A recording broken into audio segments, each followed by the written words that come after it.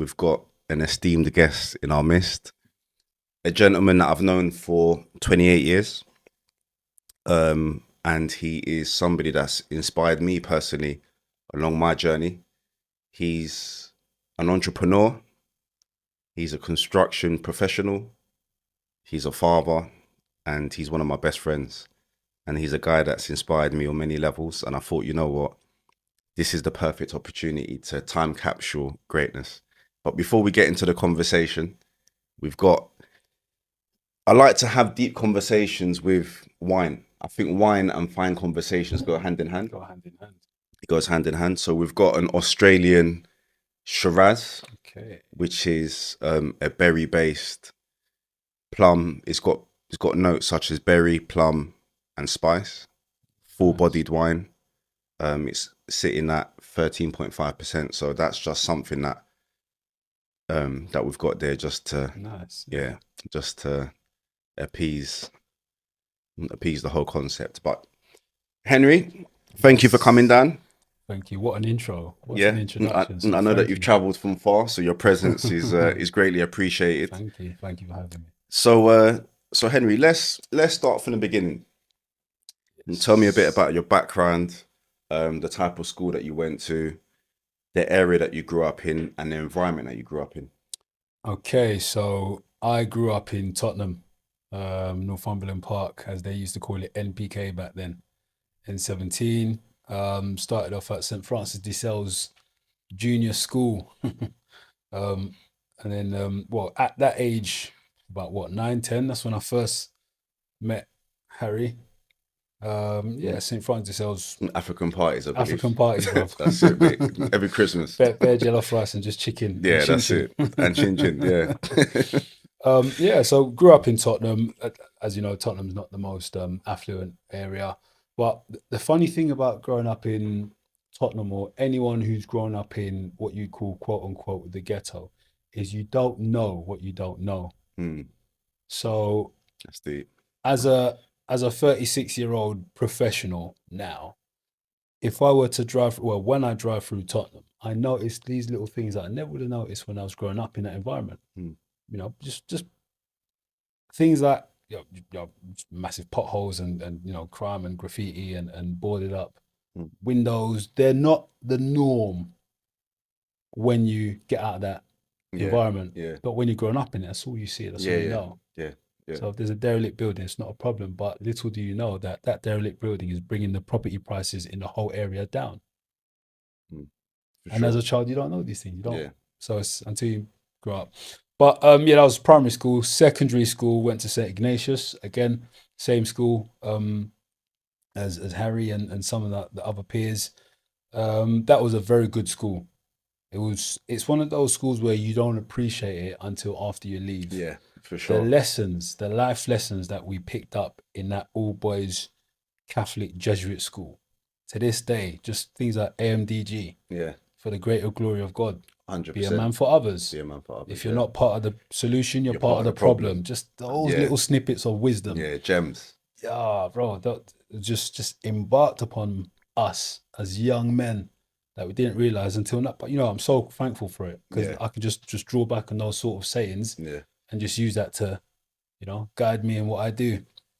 But that's that school. That was in Enfield, Turkey Street, which my family then moved to, funny enough, after we left school. So Bridging the gap. Could have saved us a hell of a lot of money on transport, but it's all good. So what would you say was the highlight for you in, during St. Ignatius times? Like, what made you choose St. Ignatius? How did that come about? And how was your journey from year 7 to year 11? So St. Ignatius was always one of those highly spoken of schools when we were in primary school. A lot of people, either St. Ignatius or St. Thomas More. It was kind of like just the next step of being from a Catholic junior school to a Catholic secondary school. So it was like the natural choice, and there was a lot of people that I knew who were going there. It just seemed the natural thing. So I'd only heard good things about it in terms of it's a good school, good education. But it wasn't until I actually got there then I realized what the thing was, So how I was able to just navigate from year 7 upwards. I always used to think of myself as a bit of a loner, but not in a detrimental to myself's aspect. Yeah. Just I do my own thing. Like, Yeah. I do my own thing. I march to my Yeah. own beat. It's Independent. independent. So I got my people, I got my friends, I got everyone I love. But when I'm ready to go, I get in my car, skirt, gone. Yeah. And I don't need permission. I don't Yeah. ask anyone for sometimes advice. Like perhaps I should, but I just do me. So from year 7, I've always kind of moved in my own kind of power. Yeah. And then just hang around with Anthony and Lawrence and some of our other friends. But ultimately, I'd always say I was on my own team. Mm. Sometimes playtime, them guys are just there. If I didn't feel like running around the playground, I'll sit Yeah. in a corner with my Yeah. book. Yeah. Yeah. Sit Yeah. there with my book Yeah. and just chill. It's funny that you say that because I remember, like during school, I was always into the football, like sporty, Yeah. and there's times that you used to participate, but there's times that used to be introspective during break time. Yeah. Like I'll look in the corner and Just you've there, got your chilling, glasses bruv. on, that you got a book in your hand, Chilling, bruv. and you're just churning through the pages during lunchtime. And I'm just thinking, yeah, this is a person that's Yeah. on his own thing. But I think you initially started off as an introvert, Yeah. but I think you became more extroverted Yeah. as you Yeah. as you became older. That's just through hanging around with the guys, just understanding social values a bit more, understanding Yeah. relationships, and just the back and forth that you gain from people, and Yeah. probably just growing a bit of confidence. I guess from sort of year 9, I started working out, and then I got a bit cut, and that gave me a little bit of confidence. Not a bit cut, mate. You were hench. You were looking like a bodybuilder in year 9. I was thinking, I don't what, know what it was, bro. like, Just what food were you eating? good food, Like, bro. yeah, Just bare gram rice, fam. Just yeah, just bare okra pan, soup bare and pan and yam, fam. yeah, Egusi. Shout out to mum. yeah. Big up, Mumsy. Yeah, I like that. I like that. So, when you got to year 10, I remember that there was a time that all of us had a session with a careers advisor during school. Mhm. What was the outcome of that encounter? So I remember that specifically. I remember I was talking to them, and it's like, what do you want to be? At that point, I didn't actually know. I just said I want to be an electrical engineer. Mm, I didn't know anything about electrical engineering. I didn't really have an interest in it. It just came out electrical engineer. Perhaps it was what I thought my parents would want to hear. Because obviously, growing up in an African household, your parents are, you do what your parents say. mm. You do not disobey your parents. We try not to. And yeah, I just said I want to be an electrical engineer. Don't know why.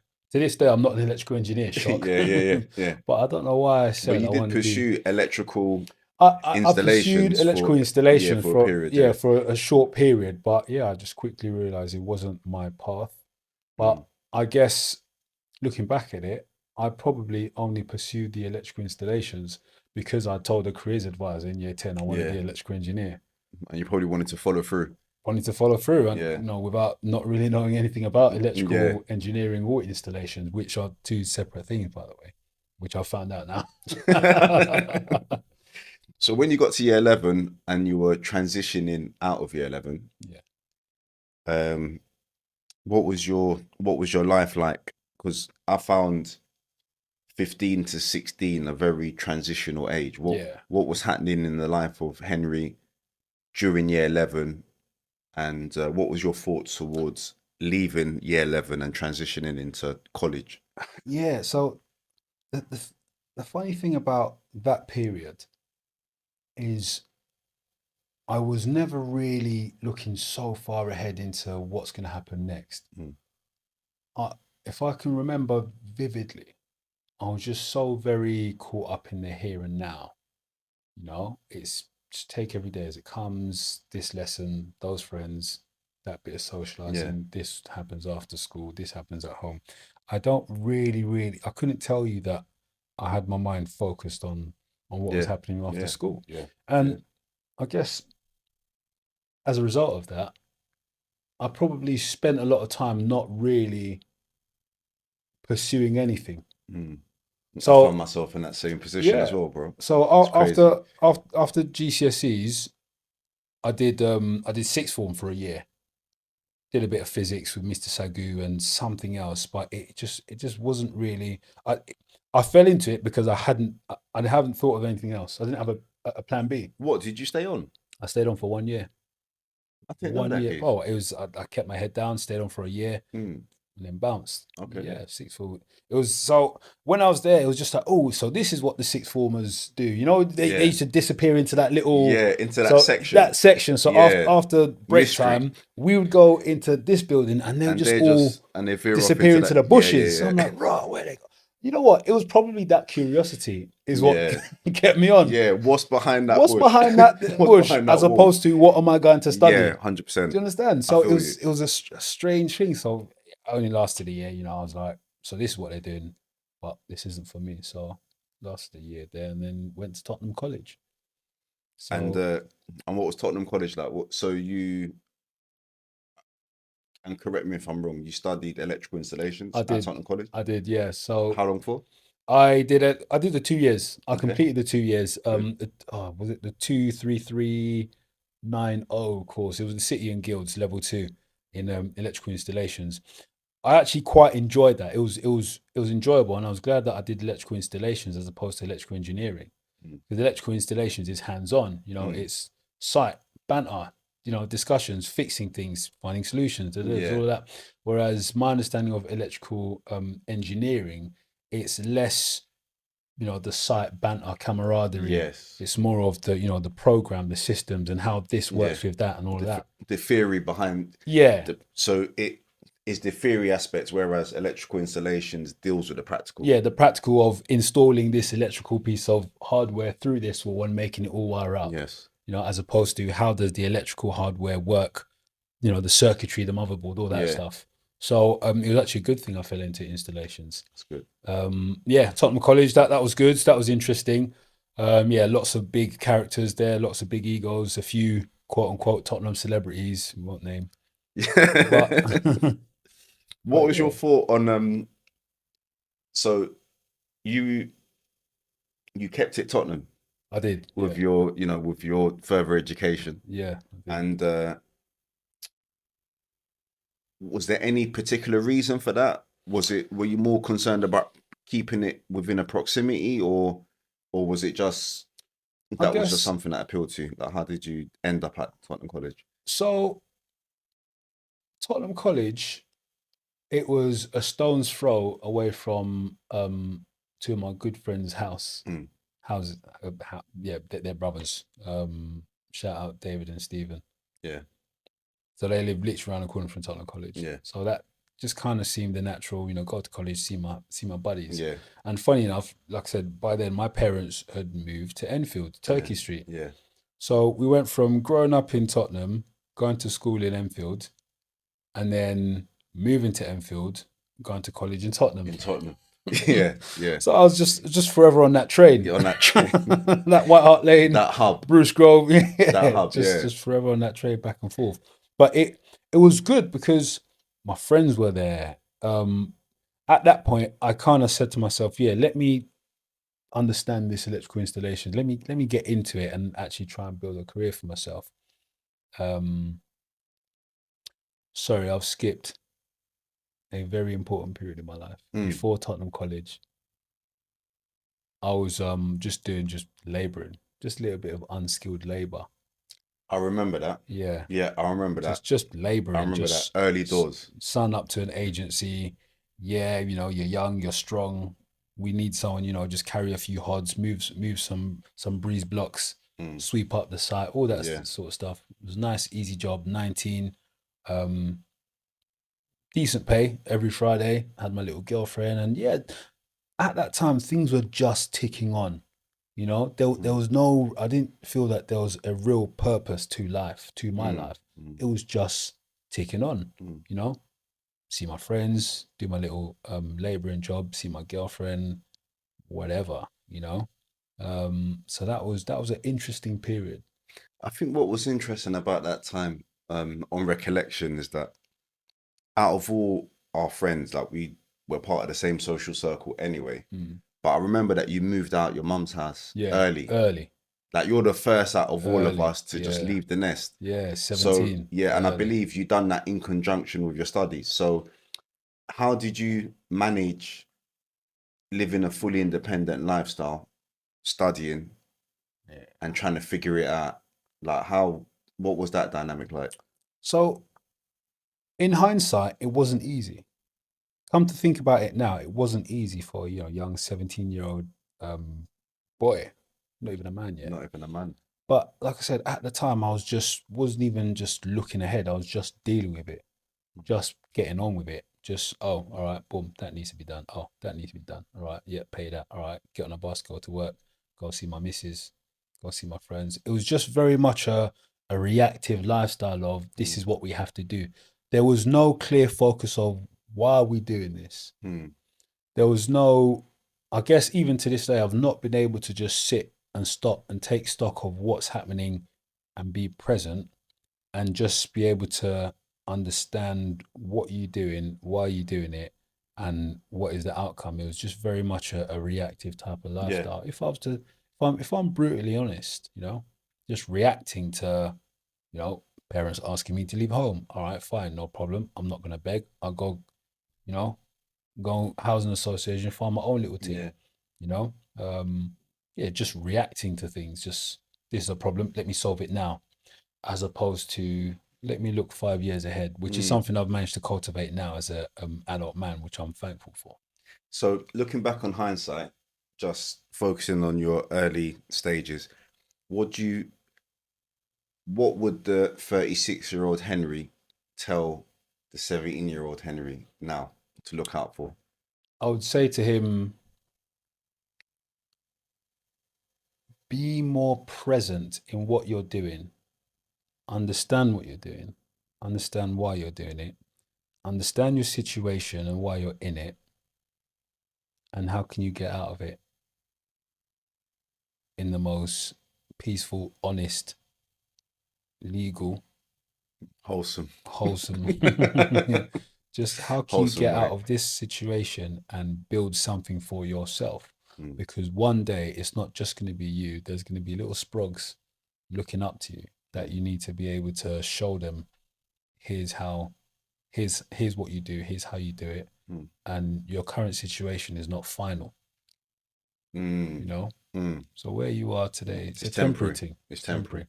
So just be ready to, reinvent yourself. Yeah. And over the years, I guess it's been by accident. I've been reinventing myself. 100%. I can't remember where I heard it from. Was it Brian Tracy or somebody said, who I am? It's like I'm, Henry level 17, Henry level 18. There's always a new version of yourself that you're 100%. constantly reinventing. Incremental Incremental updates. growth, yeah. And Incremental growth. I guess at the time I was just doing it without even knowing it, without even knowing. So it's, a week ago, I was at mum and dad's house. Go downstairs. There's food in the kitchen. Mm. A week later, I'm in my little shared flat. Go in the kitchen. There's no food unless you cook it. If you don't cook, you don't eat. And that was a very okay, all right moment. And then yeah, I just started just learning how to cook. So I like to say I'm quite a dab hand in the kitchen No, you are. because of that Yeah, ability there's to passion. if you don't cook, you don't eat. Yeah. And yeah, that was just a really really yeah important time. Really important time. Yeah, it's good. And so after college, I believe you went to Westminster University. Yes. Talk us through that. What did you study, and what was the vision from that point? So before Westminster, I did 1 year in South Bank. So it was did a Tottenham College for a while. That didn't really lead anywhere. Um, the electrician course, I've completed that, but then I then switched. Sorry, let me go back. Right. So completed the electrical installations course after having worked as a site labourer. Um, and then I saw this guy on the building site. He just looked very important. I was just asking questions about this guy. Apparently, he was the quantity surveyor. He was the QS. And someone said to me, "You're a young man. Don't waste your life just carrying bricks and sweeping up sites. There's so much that you can do." Then I just started thinking, "Oh, what do I want to be?" And that's I guess that's what led me towards um, doing maths in at Tottenham College. So I switched from the electrical installations to maths in mechanics, and then pure maths. That was interesting. But that's I guess that's what led me to South Bank University. So when I completed Tottenham College, it was all about UCAS points. I didn't have enough UCAS points to do quantity surveying and commercial management, the RICS accredited course. Yeah. So South Bank said, if you do 1 year of access, it was a access foundation to construction. Like a foundation course. Yeah, foundation in construction. If you do that for 1 year, get good grades, we'd be able to then elevate you onto the actual RICS course, the bachelor's. So I was like, oh, cool. So I did that for a year, but at the end of the year, I think I averaged like sort of high 70s, in my marks. But they said, oh no, we just need you to do 1 more year because they changed the way they mark the. I was like, oh, you lot are wasting my time. So I took that information, went to Westminster, said, look, here's my grades. I don't have the UCAS points, no, but after having completed the 1 year into 1 year foundation into construction, I feel that my grades are sufficient to get me onto the actual bachelor's. And they said, yeah, absolutely, yeah, welcome aboard. And that was Westminster. Yeah. Wow. So it was, yeah. So I guess I kind of I kind of cheated because I didn't actually finish the A2, the A levels. Yeah. So I didn't finish the A level. I just did the 1 year foundation, which probably overrid that. Yeah, And gave you absolutely. access to Give me the ability to do the quantity surveying the at quantity Westminster. surveying. Yeah. So at that point, did you know much about construction? Like, did you? Because I personally found out about construction late Mm. in my late 20s, Mm. but you and our peer circle found out about it a lot earlier. So Yeah.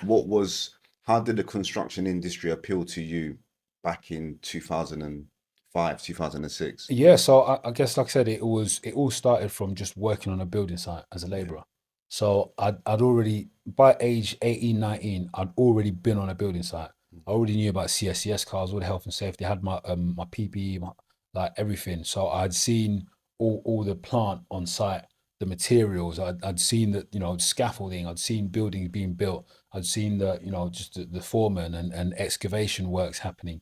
So I was seeing it all, but I didn't know the terms for these things really. Yeah.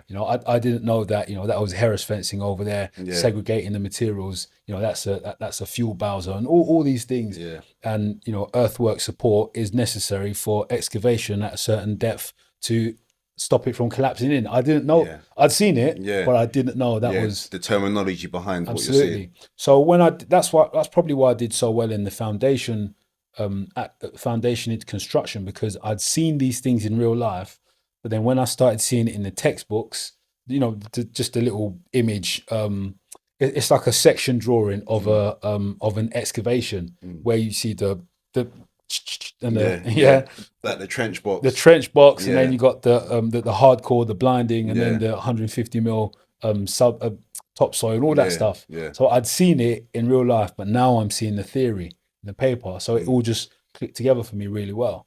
And that's probably why I did so well. But yeah, I've been into construction, I guess, from age 19, really. Crazy. Yeah, that's Crazy. probably why just doing all right, I guess. That is crazy.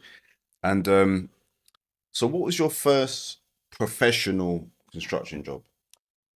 What was your job title? What was your entry point to get that job title? And what were you doing? So my first professional role in construction was a graduate assistant quantity surveyor with Jeffrey Osborne Limited. Shout out to Osborne. Big up Osborne. Because they gave me the opportunity. So Westminster University have an ongoing agreement with Osborne. A lot of unis do this, where they have this agreement with construction companies or whatever the company is, that every year they take on a grad and put them through the graduate training scheme. So my year then, Osborne came, for their annual sort of careers fair at Westminster in the lunch hall. I remember I met Bob Hollis. Shout out to Bob. We used to call him the Bob Father because he would like bring all the trainees up and just get them ready for a career in construction. And I was no different. You met me, like my attitude, and they said that we're offering one space to one student, of course. So everyone applied. There was 120 candidates who applied. I wasn't going to apply because I was still stuck in my I'm from ends. Like we don't really push the boat out push too the boat. far. We don't really do anything. We stick to what we know. And I wasn't going to apply. I just thought they probably wouldn't want me anyway. And funny enough, it was my mate Alan who said, "Look, just apply. You got nothing to lose." So I was like, "All right." I applied, and they shortlisted 4 people. So it was me, Alan. I forget the other 2 guys, but it was me, Alan, and 2 other guys. So out of those 4, we did like a few rounds of interviews, spoke to us, had a nice little like careers day of let us show you what we do as Osborne. Here's what we build, the different type of projects that we embark on. Here's our company ethos and all that stuff. It was really nice. And then we did the one-to-one interviews, and I just said, I have construction experience. I've worked on a site just as a labourer. I'm not green in this thing. And that's probably what sold it for them, because I'd been on a site, I'd had site experience. You've seen it.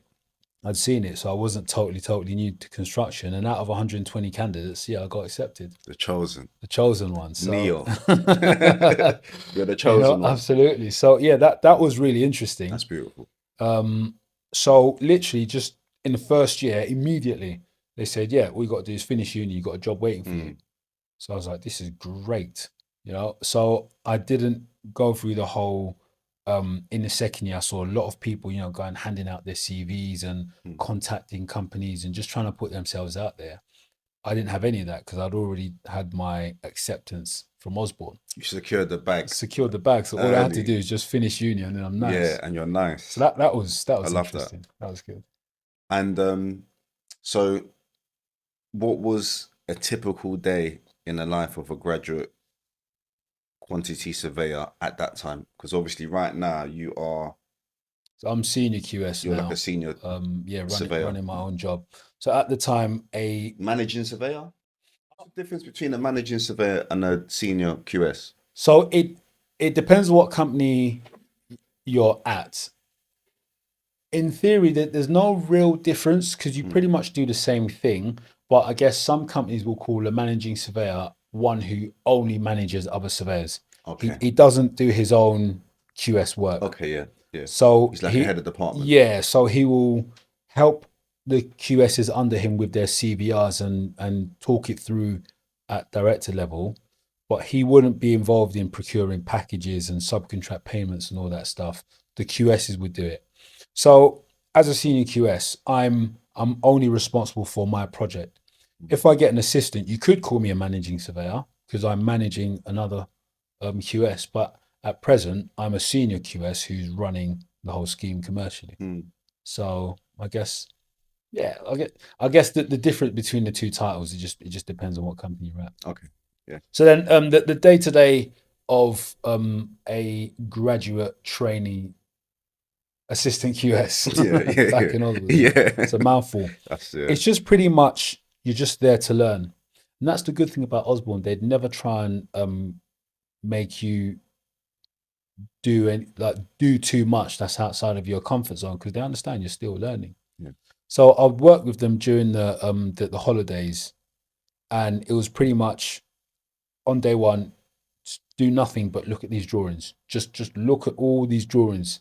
And I remember I spent a whole day doing nothing but just looking through drawings, just flicking through every single drawing pack, the architect's drawings, the structural engineer's drawings, the details, the 1 to 50s, just looking at all of the section drawings, the elevations, just understanding How how it's this fits with that. yeah, the interface details Yeah, and all of everything. that, Yeah, you know, the room data sheets and the NBS spec. So I did nothing for a whole day but just look at drawings Mm. and spec and just try and understand it. So towards the end of the day, I was like, oh, this is boring. But little did I know, I'd soaked up so much knowledge yeah, just by sat there and looking at drawings. And no one spoke to me. No one asked me, oh, can you just do this for me? Oh, can you just do that? They just mm. left me They alone left you to alone to. just look at drawings. Mm, And I respect that so much about Osborne mm. because even though I was a resource, they were paying for me. It was costing them money. They had invested money and time into training me, but they thought, yeah, let him just sit him there, just let him look at drawings. You know, I think those type of brilliant, companies are rare. You know, like very much so. um, my experience of a lot of main contractors, developers, is they're like a ready-made meal. Yes, yeah, So a company like Osborne's that take the time to firstly understand that you're a new entrant into the industry, mm, they've set the parameters that would allow you to build your knowledge base. Like they're not going to task you and send you out there onto the battlefield without correct. equipping you with knowledge. Facts, But what I rate about them is that they've given you the space to understand what you're doing before they release you out onto the battlefield, and absolutely. that's Yeah, rare. major respect. Yeah, That's rare. shout out to Jeffrey Osborne Limited. Yeah. That's where it all began. Yeah. And so from that point, what was the next company that you transitioned into? So after Osborne, I made a move to Sisk. I Mm. went to John Sisk and Sons. We did a really nice project, Rathbone Market Phase 3, just outside of Canning Town Station. That was good. So Osborne were a very, very good company. I guess after having spent 6 years there, I kind of, yeah, just, just got bigger. I learnt more and I just needed a new challenge. Mm. Also, financially, you always want a bit more of a payday for what you Naturally, do. naturally. Naturally, we all wake up early and we all work hard. You want to get paid for it. So yeah, I got in touch with a recruiter. Yeah, and he got me the opportunity at Sisk. Hmm. It was a permanent role, and What was the nature of the scheme? What was the? it was a new build resi project. Yeah, phase 3 of Rathbone Market development. So it was literally just new RC frame developments, Hmm. good quality finishes, and that was really really that was good. That was the first time I'd seen that type of construction. Yeah, At Osborne, it was very much we were building schools, we built hospitals, we yeah, built universities, but I'd never done any resi. So residential development. So Sisk, that was the first residential project I did, mm. and that was very interesting. Yeah, that was good. It was good just to see the concrete pours and just Yeah. just everything. See Just it the all come live core together. and just see it Yeah, all come together from that aspect. Yeah, so I was there for about a year. It was a good job, good yeah. project. And at what stage did you realize that you're confident in your ability, and now it's not necessarily about experience that you're pursuing, it's about value and that pound note. Yeah, Yeah. it was towards the end of the project at Sisk Rathbone Market. I guess it was maybe the last 3 months. Mm. Everyone had been saying what a good job I'd been doing. Everyone had making comments like, "Oh, he's a breath of fresh air, that new QS Henry. Yeah, He's just." yeah, And I was just realizing that, yeah, it was the right choice to leave Osborne because people weren't saying those kind of things about me at Osborne. It was just, oh yeah, he's just doing his job. yeah, But joined the new company. I've shown them what I can do, shown them what I've learned. My attitude was fantastic, and they were quite impressed. So I thought to myself, you know, why don't I maybe go freelance? So I'd spoke to some. It was actually Anthony who first put me onto freelance work because he was a freelance site manager yeah. and he was commanding 280 a day back in this is 2016. 280 a day. So I was like, okay, yeah, That's a strong day rate that's a for back strong then day as rate well. back then. So Strong. imagine what Anthony's on. Big up Anthony. Big up Anthony. Yeah, Shout out Tactics. yeah, So I said, oh, that's a great idea. So then I spoke to my senior QS at the time, yeah. spoke to the director, and just said, I'd like to pursue this. Just obviously my commitment to the job doesn't wane. I'm still here, and I'd still give you the same 5 days a week, all day, every day, roll up my sleeves and get stuck in. I would just like to change the way in which you pay me. So instead of Mm. paying my salary, pay my day rate. So yeah, it went back and forth, back and forth. So at the time we agreed what was it? It was 350 a day. 350 a Three day, fifty in a brother. day, 350 a day. That was the day rate. So then Wait, hold on. 350 a day. That's coming in at over what, 1600 a week? yeah, it was about That's 1600. That was that's good. decent. Yeah, good And bread. people don't realize our industry has a lot to offer Yeah, financially. It's yeah. bonkers. They just think that, oh, just hairy ass builders, but there's a lot of money to be made in Yeah, construction. yeah, yeah. Especially when you go into ownership and having an actual business, a trade, Yes. as opposed to just doing the job. Yeah. And I guess even starting off as freelance was the first taste of business for me, because Yes. I had to set up my business account, my business name, Auto QS, Yeah. limited. Had to get incorporated, HMRC, VAT, business account, all this stuff. That's what opened the door to the entrepreneurial side for me. And that was way before this whole new IR35 Way business. Yeah, way before Yeah. IR35. So you can literally just get paid weekly, no problems, no issue. So in essence, going freelance allowed you to position yourself as a consultant. Yes, Whereas when you're employed, it's, you're an employee yeah, carrying out the same tasks, carrying out the same but task. it's that business relationship is different. Yeah, So instead of working under somebody or for somebody, you're working with as a yeah, consultant. absolutely. Yeah, Yeah, which is, which, it changes the yeah, it dynamic changes the big dynamic of the time. conversation because you're in essence getting paid for your time. Yeah, Your time has a value getting paid for the value that I bring to that the you bring. project Yes, on a daily on a basis. daily basis. Yeah, Absolutely. it's good. And it was very, very good. It was one of the best moves I did. Um, yeah, it's just the last 3 months. And yeah, shout out David Harrington. He was the senior QS that I was working for, and I posed the idea to him initially, and he was like, "Yeah, go for it, go for it." And he was the one who was teaching me how to do the CVR. That's the cost value reconciliation. It's basically the monthly cost report. Yeah, And he said to me, get yourself good at doing a CVR. You can call yourself a senior, up your day rate. This came from yeah. David Harrington, Somebody that's top level. top level, and he put that in my mind. So I was like, wow, okay, right. This is someone who wants to see me Yeah, succeed. relationships. Relationships, yeah. Shout out David Harrington. I need Yeah. to give him a call, see how he's getting on. So let's let's explore what it takes to actually be a QS. What does a quantity surveyor actually do on a day-to-day basis? What's your roles and responsibilities? What you're accountable for? Talk us through that. So ultimately, it's the commercial management of the project, managing the finances, the money in, the money out, doing all the contract side, contracts with your subcontractors and contracts with your client. And making sure that you liaise well with your site team, production, because they're the guys who roll up their sleeves and build the thing. Yeah. Which is which is I'm production based. Yeah, I'm out on the site. I'm out on the site managing a team that's delivering. yeah, So my relationship with you it's key. has to be that's a critical relationship. Absolutely. Yeah, because it goes hand in hand. It's if you if the production guys don't build anything, we can't make any money.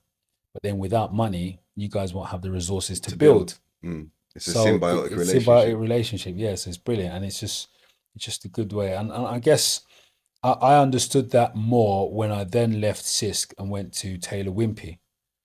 That was a big move for you, bro. Yeah, thank you. Which was another huge developer. And at the time, well, the job that they gave me, I mean, sorry, no, I've skipped.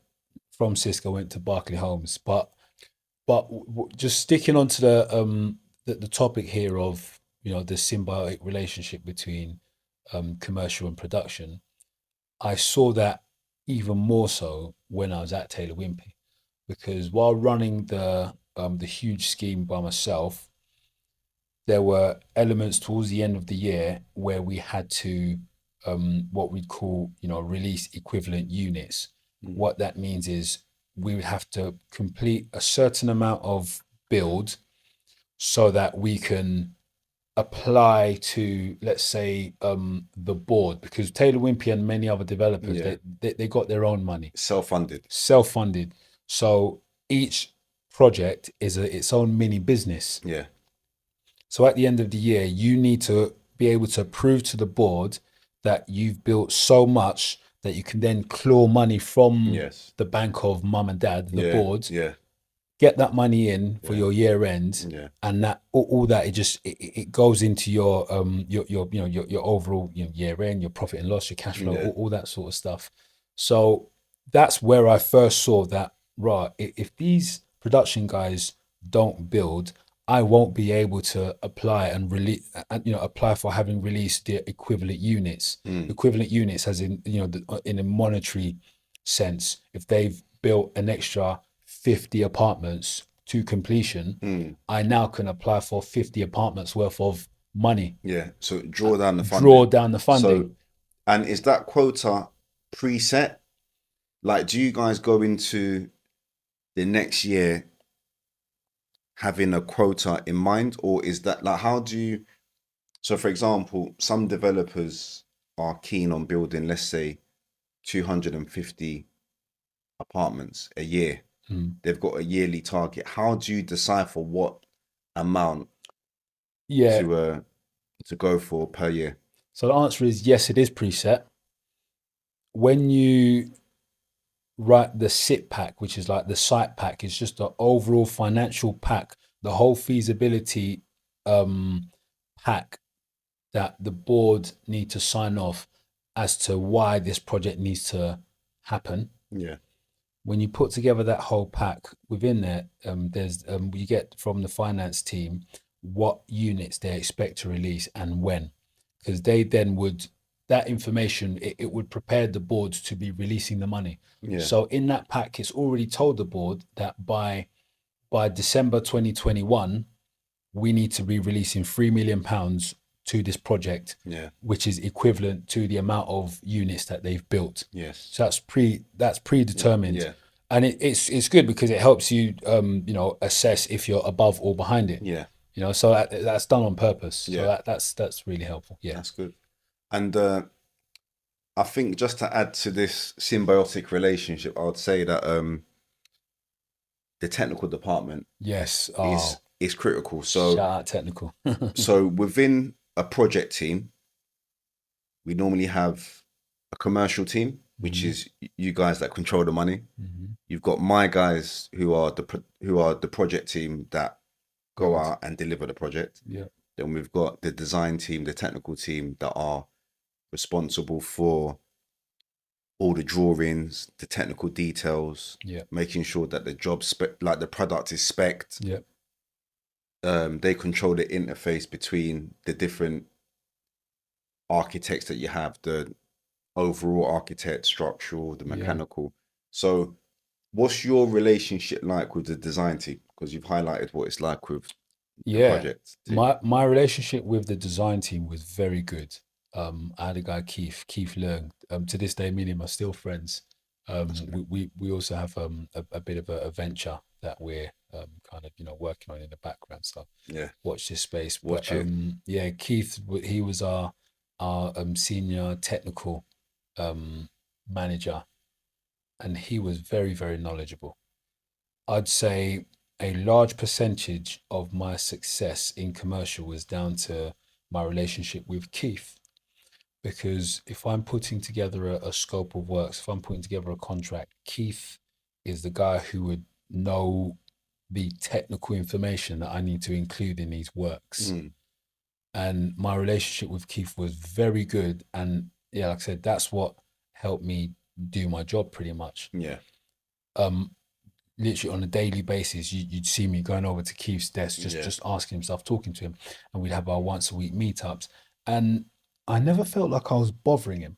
You know, Yeah, sometimes, even though he was a very busy man, same as me, you know, I was one QS on a £200 million multi-phase development. that's crazy. Madness. But we won't get into The Taylor Wimpey politics. and their Yeah, yeah, resort and yeah, their, yeah, their yeah. resourcing Yeah, policy. they run a tight ship, but it's all love. Same as he was the only technical man on a £200 million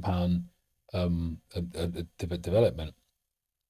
So he was super busy. I was super busy, but we just bounced off each other Mm, naturally, you know. And when we'd have our meetings, he was asking me all the right questions. I was asking him the right questions, and it was a very, very good, again, symbiotic relationship. So that was okay. very helpful. So yeah, the technical team are of paramount importance. For sure, for sure. So let's say that you've got a project on the table and you're going through the pre-construction side of things. Mhm. So the plan has been approved, all systems go, and you're Yep. going through that pre-construction stage. Yep. What normally happens during that phase? Like before you start on site, what does the commercial team do leading up to that start on site So during the pre-construction, process? we would hope to engage subcontractors early. So Yeah, early subcontractor engagement is very, very critical. It allows you to almost gain cost certainty. yeah, So they would be looking at the project, you know, at the same time as you will be. You kind of like you'd have your kind of subcontractors of choice, and they'd be looking at it, and they'd be kind of tendering. They would even also help you with just some of the kind of, you know, detailing a little bit. yeah, You know, so if there's like a detail that's been designed, they would be the best people to say from a buildability perspective, you're gonna come unstuck, because in order to do that, you'd have to do this.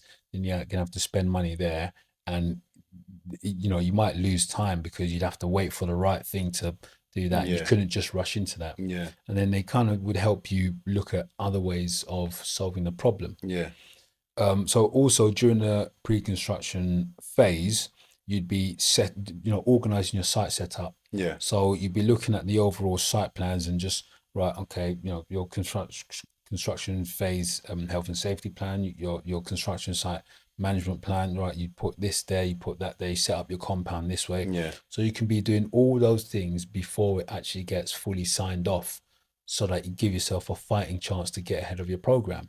So that's establishing the prelims Yep. So early. the prelims would have already been established by Okay. then, because it's all part of that SIP pack, Yeah, that overall site feasibility pack yeah, that I'd put together, yeah, that financial pack that says over the course of the 4 years, I would need this much for my site management, this much for commercial, this much yeah, for visiting contracts manager, this much for director, this much for my plant, this much for consumables and site cabins, and all that would yeah. already be established, Okay, and that that's would good. go into the SIP pack. Good. So while the SIP pack is being reviewed, and sorry, the SIP pack would have been signed off, but at this point we're probably doing the whole trying to get the site set up and Yeah, secured during the pre-construction phase you're talking yeah, about. So while all that's happening, you want to be using that time to prepare yourself. So maybe just placing your orders for your cabins, and just yeah, telling them when they're going to be coming, yeah, setting up your rigging, and you know, if you're going to be needing craneage to lift it all in, yeah, you can be setting up your piling as well, because within the sit pack would be a chunk of money for the piling, the yeah, foundations. You could, but ask for the special dispensation to take a small chunk of that sit pack, and kind of say whether or not you want this scheme to be a 450 unit development block. yeah, Whatever you do, you've already bought the land, yeah, and it needs foundations. yeah, So whether you turn it into a multi-story car park, it yeah. still needs The foundations, enabling works needs to commence. enabling Yeah. work. So while you guys are signing off all of that, I'd like to take a small chunk of the overall budget to do my piling. Mm. And then you place that order, get your piled foundations laid, all the site set up.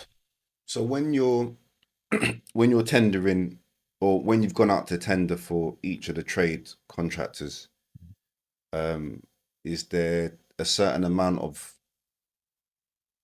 businesses that you need to go out to Yeah. in order for it to be fair? Like, how does that whole process work? You would typically target a minimum 3. Hmm. The likes of Barclay Holmes tend to go out to 6 or 7 Yeah. because it gives them a great competitive advantage.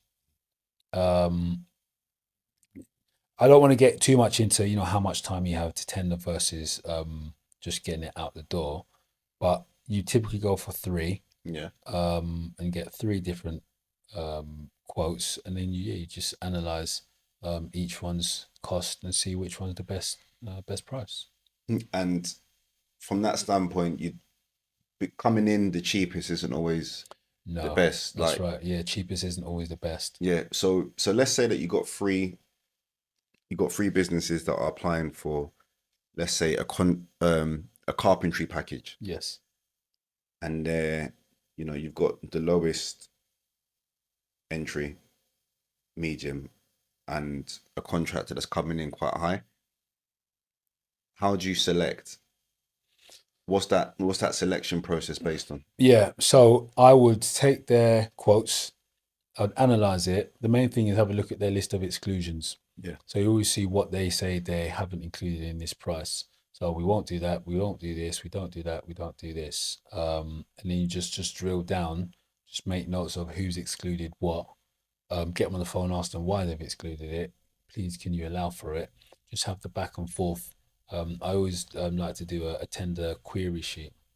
So I'd say, can you confirm that you've allowed for this? If not, please allow. You, and I'd send it to all of them. And then through that process of getting the query sheet responses back, it would then build their quote a bit more, Yeah. and then the person who's the cheapest doesn't always end up being the cheapest. They might end up being the most expensive because he Yeah. excluded a shed load of items. Yeah. Before you know it, then yeah, then after a few rounds of the query exercise, you then have a full all encompassing quote, Yeah. and whoever happens to be the most commercially beneficial after having done the rounds of the query, then yeah, then you pretty much make your choice. That's good. That's good. Choose who you want to go with. So what do you think makes a good QS? If I If you were were, to recruit a QS, what are you looking for if you were in a position to build a team? I'm looking for someone who understands relationships, someone who is able Explain. to build a good relationship with his technical team, a good relationship with his production team, Mm. um, is no pushover commercially, and someone who asks questions, because I will never know more about a certain package than the subcontractor who does it all year round, All day ever. long. All day long. And I've never been scared to say to a subcontractor, right, educate me. What is this? What is that? What am I looking at here? Because if you can help me to understand it, I can explain it up the line. Otherwise, it's just waffle.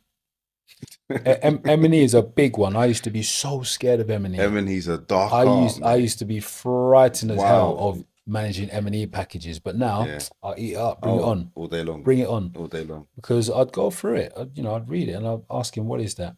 And again, they are still able to pull the wool because they've been doing it for years and years and Yeah. years. But if I understand what I need to understand so that I can make the decision that I need to make, then I'm happy. Yeah. And if he makes a few extra percent, good for him. As long as I get an all-encompassing package of works, fully, design, supply, install, warranty, sign off, commission, O&M manuals. That's all I care about. I want everything. Yeah. You want that I always say to full them, shebang.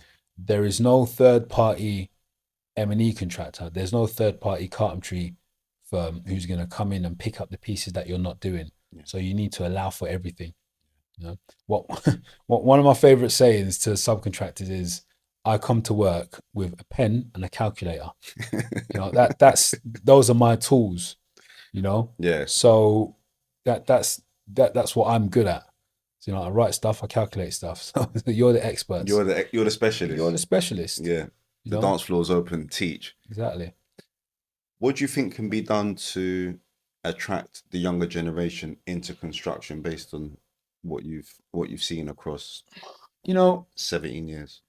I don't think there's a lack of younger generation getting into construction because there's always, some young, fresh face, lad, lass who's come into the office and is keen as mustard. So there's a lot of that, which is great. Maybe it's the retention of young people Yeah. and just keeping them into industry. But I don't think initially there's a problem getting them in. Okay. Like I said, every company has got a good handful of young graduates who's keen as anything. Yeah. But I guess along the line, along their career, they can be disheartened through, if they don't get the right support, Yeah. if they're not getting the right mentorship. And, just with companies like Barclay Homes, if you haven't got it, you haven't got it. Is it? Yeah. If you're just not made of the right stuff, then it's not the place for you. Yeah. You need to have that ability to adapt to this sort of fast-paced, high-intense company where we want results. We want results because we're a multi-billion-pound company, Yeah.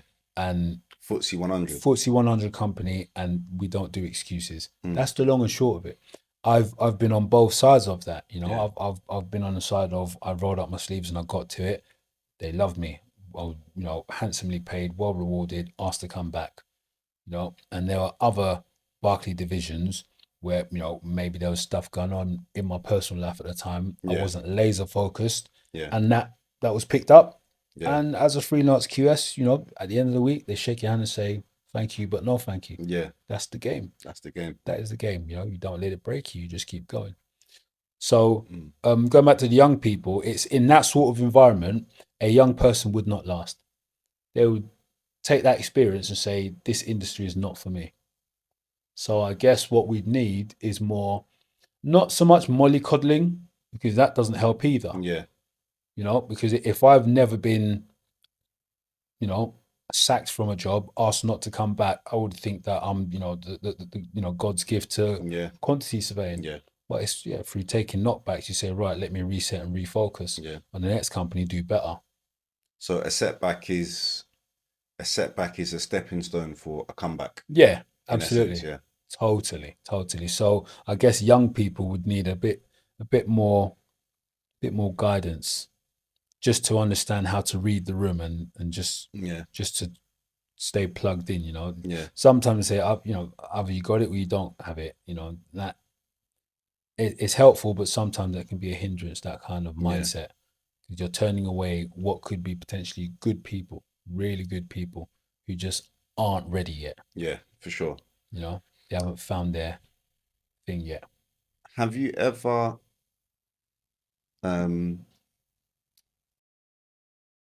during my journey in construction, I haven't seen a lot of ethnic minorities in senior positions. Mm-hmm. What's your take on it? Like, do you think have you experienced any issues on that front, or do you think it's coming Yeah. from your background is an added benefit? Like, how do you think it's perceived in such a high pressure Yeah. and domineering industry? So you're right.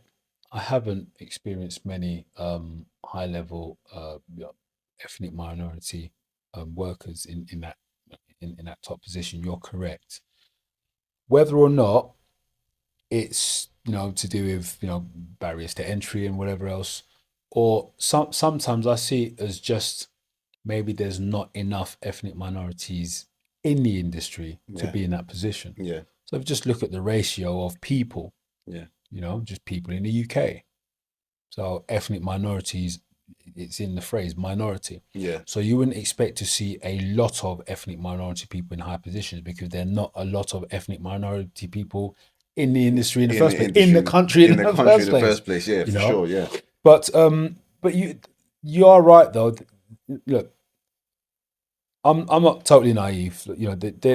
I understand things like you would typically gravitate towards people who look and act like yourself. Mm. So I had this discussion with my old colleague Ace at Osborne, And I pretty much said to him, well, he was experiencing a little bit of, oh, you know, they're not promoting me and blah blah and all this kind of stuff that I had gone through a few years prior. And he said, oh, I think they're racist. I said to him, change the way you see it. Yeah. It's not so much racism, it's just more of preference. So the same way that you and I just can hang out outside of work because we're similar, we like the same music, we like the same food, we like, you know, we're just into the same stuff. So I vibe with you naturally. Yeah. It's just the same as they vibe with a young white lad naturally. Yeah.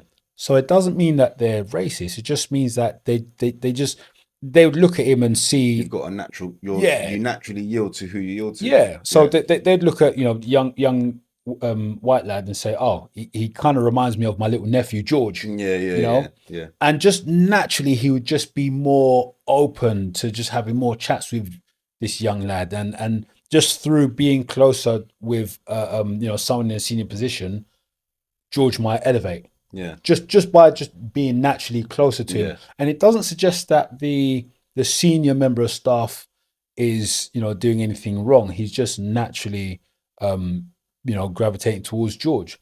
So then where I guess ethnic minority people could possibly benefit is by having, you know, more ethnic people in higher positions. I'll be careful here with the way I word it. I'm not suggesting that if more ethnic minority people came into higher positions, they then would be able to pick and choose their favorite ethnic minority member of staff and elevate him. Mm. I'm just saying the dynamic is such that the majority of people in higher positions are of, you know, Caucasian backgrounds, Yeah. who would naturally gravitate to a young Caucasian Yeah. lad who's showing, you know, willingness, and he's And keen, promise. but showing lots of promise. He's asking all the questions because he's comfortable to feel the Yeah. ask all the questions, Yeah. because he sees this senior member of staff as like a big uncle to him. Yeah. So then the relationship forms. Yeah.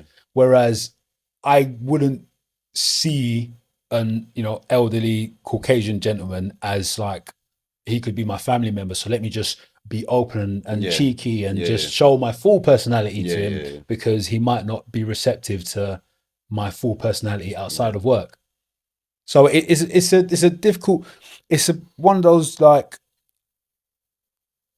it's like a little nuanced kind of, Yeah. Yeah. you know, It's it's a just case what, by case yeah, it's a basis. case by case basis. But yeah, we're not able to, you know, we need to be careful when we just throw around the, you know, race card. It's not race, it's preference, It's preference for sure. you know, and just who you naturally vibe with. For sure. So if young ethnic minority you know, kids want to do well in the industry, so outside of, you know, being really close and super friendly with their management, I guess the other alternative is just, you know, just work hard, show promise, and maybe just bring a little bit of personality. Yeah. Because Yeah. otherwise you're just the guy who turns up, does his work and Does goes his work home, and goes home. doesn't Yeah. speak to anyone, Yeah. Yeah. Yeah. doesn't Yeah. have any banter, doesn't Yeah. crack jokes in the office because he's too 100%. scared of looking like he's a joke. He's too 100%. scared of stepping outside of you know, the work balance, Yeah. the work the, you know, how he's seen at work. He's so frightened of showing himself that he cripples his own opportunity by Mm. default, and it's not doing it on purpose. He just wants to do well, Yeah. but Keep himself his to himself. keep But himself to himself, do a good job, keep his head down, not make any enemies, yeah. turn up, get paid, go home, you know, just normal, just a nice steady Yeah. career path. Little does he know, just a little bit of attitude Yeah. and Yeah. personality, same as what his Caucasian counterparts Yeah. are doing naturally, Naturally. that then would help him. And I'll give you Yeah. the best example, Anthony. Visible. Anthony elevates because of Visible. his ability to just vibe with everyone. Yeah. He's Everyone. universal. Absolutely. He's he uses the office as an opportunity to showcase his personality. Yeah. And I think what's great about Anthony, which I told him when I had a sit down with him, is that he knows how to. Firstly, he's very self-aware. Mm. He knows himself better than you, Yeah. and because he's very conscious about who he is as a person, he's then able to bring that and to share that in any environment. Absolutely. Which then allows him to become a breath of fresh air anywhere he in goes. Any office. Any office. Yeah. Do you know what I mean? So so lastly, just to round up, what's on the horizon? What does the next 5 or so years look like for you? Yeah, so the next 5 or so years, I've set myself a goal to not be a QS anymore in the next 5 years and go full time into property investments. Great. That's where I want to be at. Amazing. So that's what I feel is my calling. Yeah. I feel like I was supposed to be in construction, learn what I learn, earn what I earn, and be able to then channel all of that information into property, real estate development. Property development. That's where I want to be at. Yeah. So the next 5 years, that's what the next 5 years holds for me. And is that for the purpose of legacy? Yes, totally. Yeah, I've got my children. Love them very, very much. For sure. And I always have this discussion with a lot of my friends, a lot of my peers about, just creating generational wealth and generational just habits. Yeah. That our parents did the best that they could. And it took me a long time to realize this, because I always would look at our counterparts and say, it seems as though they've automatically had a bit of a step up in life. Just immediately. And I would, as a young man, I would half sort of, look at my parents in resentment, be like, oh, how come you've not passed this down to me, and you not got anything to show for me, you not got anything to pass down to me, and I'm having to build everything. But that's the term generational wealth. Is each generation does what it does for the next generation. And somebody has to be the maverick. Exactly. In that circumstance. Absolutely. And take it further. So if you're not the one taking it further, then you're not helping build generational wealth. 100%. So our parents, just by coming over here from Africa, just by being here and putting us in position, that's their part done. That's their part. They don't need to have handed us. They don't need to have gift wrapped us any properties and any inheritance. So it was a real poignant moment when I was able to just change the way I think, and they did the best that they could with what they had. Which so now, is get us here, get us set up, send us to good schools, keep a roof over our heads, give us the value system, systems to go out into the world and create ours. And then we now take the baton and do the rest for our kids. So what we have in our arsenal is things like social media. We've got all these things with YouTube, the internet. We've got things that can teach you a fraction of the time that it would take to go to uni, do 4 or 5 year course. Our parents didn't have that. They had to go to medical school. They had to work night shifts. They had to do all these things. They didn't have, ETF investments and electronic trading platforms that they could just, at the touch of an app, make money. Bam, bam, bam, buy, sell. They didn't have that. They had the stock market, but not many African people, even to this day, not many African households are even investing in the stock market, let alone even know about it. So legacy is very, very, very big for me. It's why I do what I do. I got my children, and I just want to have something for them each, and just teach them the value systems of just work hard, take chances. Take the chance, because you never know what might happen. Just go for it. That's what I always say to my son, just go for it. Just do it. Just do it. If you fail, I'm always going to be here to support you, but just do it. Just go. Don't be scared. Be brave, Kiri. Just go. Legacy. Just build that for them. Henry, you're a very special person, brother. Thank you, my bro. You're very special. You already know what a relationship is like anyway. And I'm very grateful to have somebody like you in my corner. And you're definitely a maverick amongst our social circle. You're doing great things. And I know the full scope of what you got going on. Trust. Just keep pushing for greatness, keep elevating, and we'll continue to celebrate you, brother. Thank you very much. Thank you. Love that. Love you.